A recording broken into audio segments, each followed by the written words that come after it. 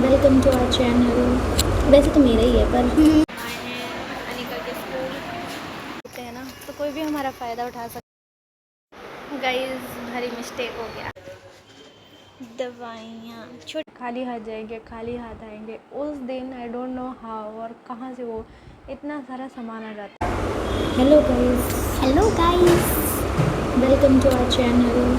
वैसे तो मेरा ही है पर क्योंकि मेरी बेटी के साथ में इसलिए स्वागत है आपका हमारे यूट्यूब चैनल पे।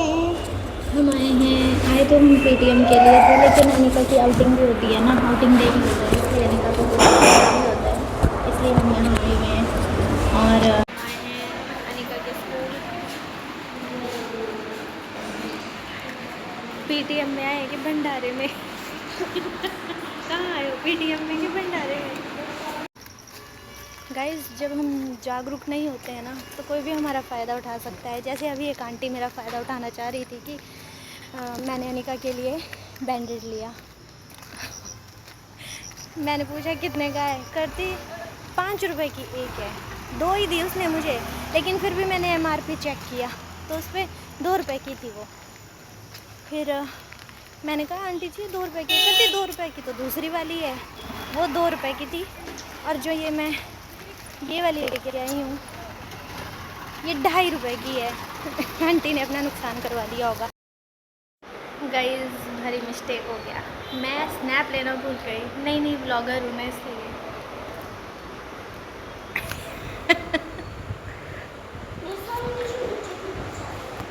अब तो हो गया।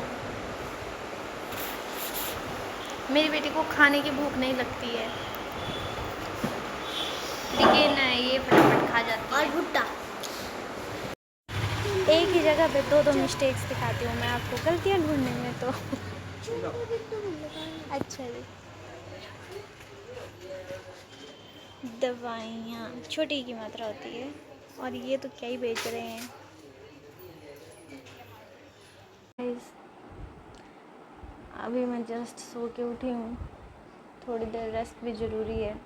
जिस दिन ऐसा सोच के जाती हूँ कि आज कुछ भी लेके नहीं जाना है, कुछ भी वापस नहीं लेके आना है, खाली हाथ जाएंगे, खाली हाथ आएंगे, उस दिन आई डोंट नो हाउ और कहाँ से वो इतना सारा सामान आ जाता है। खरीदती तो मैं खुद ही हूँ, पर पता नहीं कैसे हो जाता है वो सब। फिर उसके बाद अभी जस्ट मैंने चाय पी है। अब देखते हैं अगला काम, शाम होने को आई। और पीटीएम इज़ बेसिकली आउटिंग क्योंकि अनिका को ऐसा लगता है कि पीटीएम में जाएंगे इस। और पता है बीच में वो आंटी ने ना स्कैम कर दिया था मेरे साथ। अगर मैंने वो मतलब क्योंकि उससे पिछले दिन मैं बैंडेड लेके आई थी केमिस्ट से, तो उन्होंने मुझे 10 रुपए के 5 दिए थे।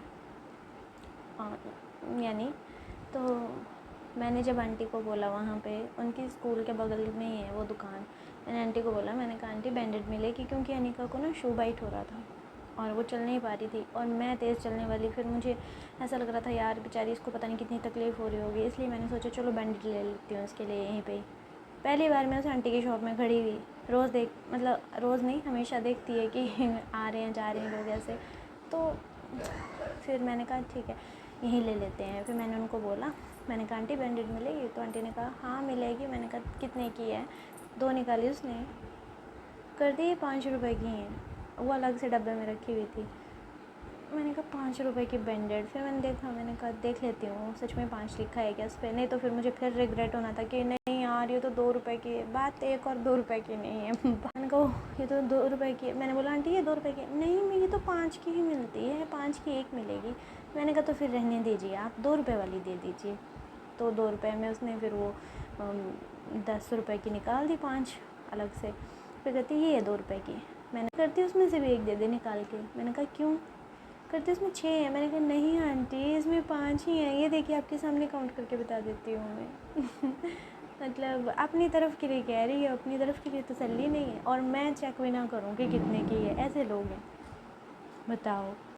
बाकी तो ठीक ही था, और भगवान का शुक्रिया कि बारिश नहीं हुई, नहीं तो कम आता सामान। क्योंकि इतनी बारिश में वो छाता भी लो, सामान भी लो, थोड़ा मुश्किल हो जाता है मैनेज करना। और लोग ऐसे पागल फिर बीच सड़क में खड़े हो गए होते हैं, फिर उनसे मैनेज करना थोड़ा मुश्किल होता है। चलिए मिलते हैं फिर नेक्स्ट व्लॉग में। जय श्री राम।